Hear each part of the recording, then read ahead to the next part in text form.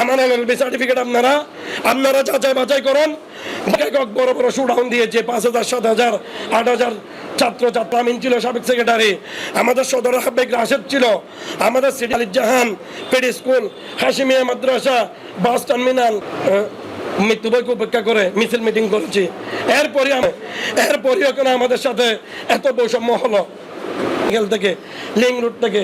এরপর আমাদের সাইদুল হাসান ইন্টারন্যাশনাল ইউনিভার্সিটির, ওটা আমি অস্বীকার করতেছি না, কিন্তু তাদের অ্যাক্টিভিটিস কম তুলনামূলক।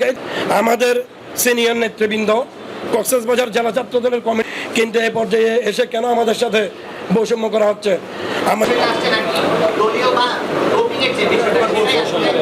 বলেছিলাম আমরা এখানে অনেকেই রাজপথে চেষ্টা করে, অনেক ত্যাগ করে কমিটি রয়েছে, ওখান থেকে শিক্ষা নিয়ে আমরা আপনাদের মাধ্যমে সিনিয়রদেরকে জানান দিতে চাই, এটার সংশোধনী দরকার, এটার পরিবর্তন দরকার কক্সবাজারকে নিয়ে।